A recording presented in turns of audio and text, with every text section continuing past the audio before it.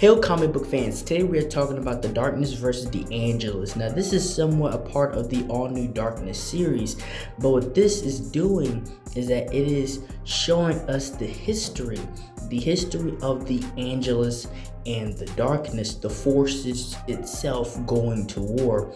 And it gives us times and dates, sending us way back in time to like the first Darkness in the Angelus, and where the conflict actually started. Now obviously I would read this and understand this as it's just supernatural nature, right, for the Darkness and to try to destroy each other. And what this pretty much story is doing is sending us from the beginning up into the present. And I feel like this is something that they definitely could have spread it, made their own series, right? Made it its own series, multiple books in through time. But what this does is that an Angelus died, right? One of the first Darkness killed an Angelus, and the power from that Angelus went into this little girl. And so when she was being mistreated, she let off that power and killed the old man. She didn't mean to do that. That was just what happened. And then after that, the other Angelus came and found the little girl and took her in. Now, how are Angelus actually made? Now, from my understanding, they're mostly born, but obviously from what is shown here, a regular person can be turned into an Angelus, just unlike what the Darkness is, which is one singular bloodline. If I'm correct, it's just one singular bloodline. And we see her journey. This first part of the story is showing us this little girl and her going from a regular little kid to becoming a major player in this entire war. She becomes just what she was into the head Angelus. And this is a 2 to 3 part story, because the first part is just the origin of this girl. It's giving us the backstory of how the Angelus are, where they live, how they train, the different forms of them. Now, one thing I want to add to this story, this part of the story with the Angelus, is that they fight for light and they are angels of sorts, but they have horns. And I was thinking, I'm like, what if they perceive themselves that way, but they're actually demons, or a descendant of fallen angel, and they are demons, and that's why instead of having a regular halo or whatever, they have horns. And I could be wrong on that, but I was just thinking, what if they perceive themselves as good, but they aren't as good, as pure as they believe they are.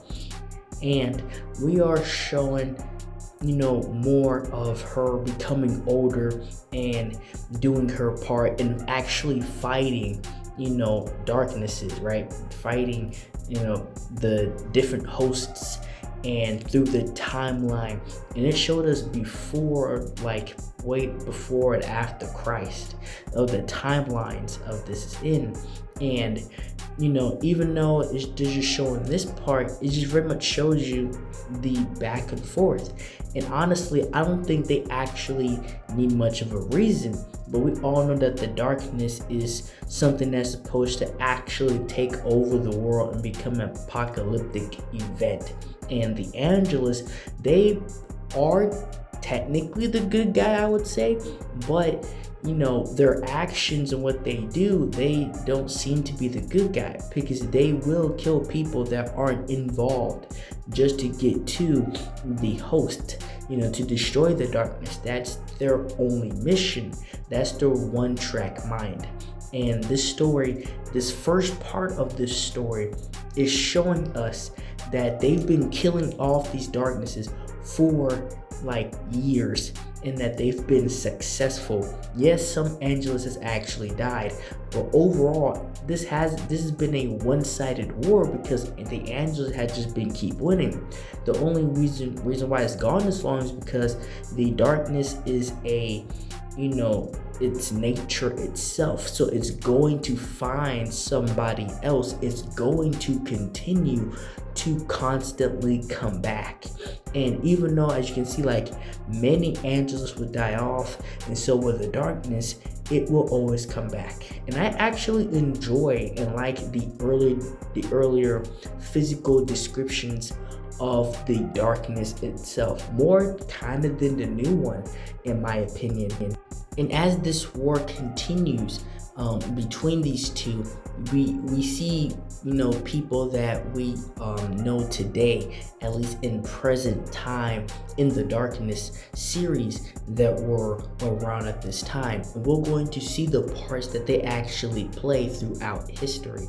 And again, between what is actually going on here, this story, at least the first part, is just telling us what's going on.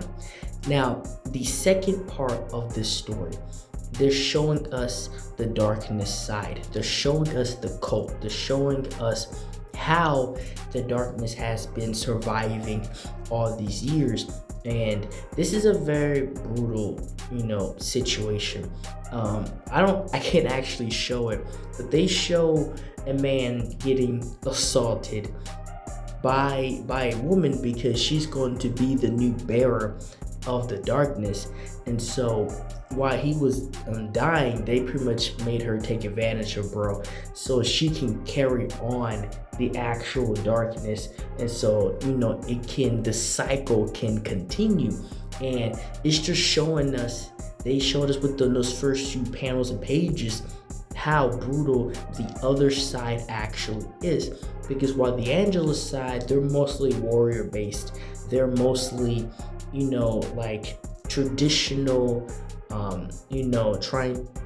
warrior base of angel-like beings. The other side is ruthless and twisted, and in some forms just disgraceful with how they're trying to continue the darkness itself. And we even come across more skilled beings. And as we come through time, the darkness itself and the hosts themselves start to get smarter. And that's what she says here. She's like, this is not no easy kill. This guy is actually smarter. And they started to understand how to control the darkness and use it against the Angelus, because the earlier descriptions in how the darkness was, it was a lot easier for the Angelus to kill him. But then the darkness started to evolve, right? It wasn't just this mindless, force. Both the person and the force itself start to understand the Angelus and start to fight against them with a lot more, intelligence and intellect and battle IQ. And one thing that we need to pay attention here is that this is the same woman that was the little girl. She was turned into an Angelus, and she has worked her way up in the ranks to become like the head darkness slayer. And we're even taken through, from the Dark Ages times to, like wars of swords and shield times into more of the modern age. We have now come into the age where humanity has created weapons of mass destruction. It's not simple as arrows flying through the sky now, but it is rockets flying through the sky.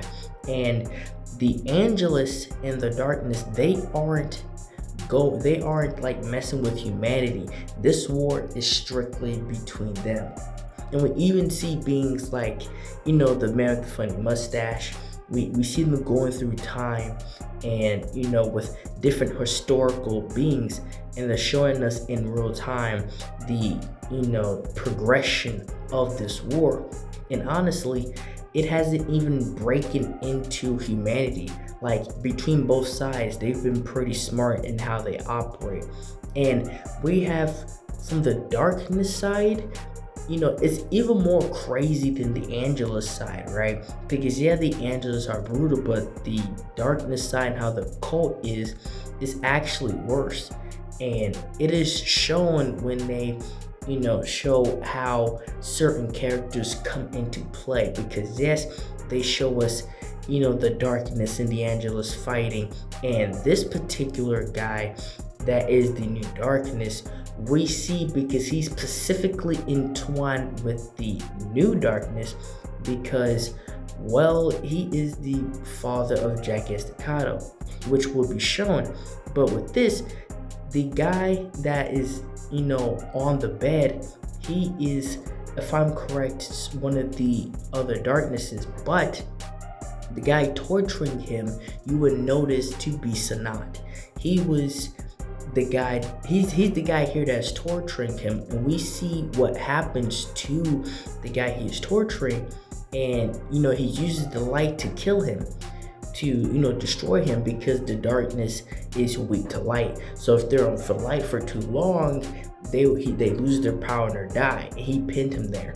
And from Sanat's perspective and what he's actually doing, he worked his way up in the ranks. They show us quickly how this guy operates and what he actually has done to get where he wants to be. Very brutal, very political, I would say. And what actually happens after the fact is actually insane, because again, he tried to take said guy out, but he broke out and was still remain in the darkness, and he purposely put the seed there to die off. And now we're here in modern times. The head woman that was in the New Darkness series is that little girl. And Sanat reached to the top of the pinnacle by destroying pretty much everybody else under him. And that's how the story ends. As the history of the Darkness and Angelus war up until this point. And that's all I have for the video. Thank you guys for watching this video. Like and share and subscribe for more. And thank you for watching.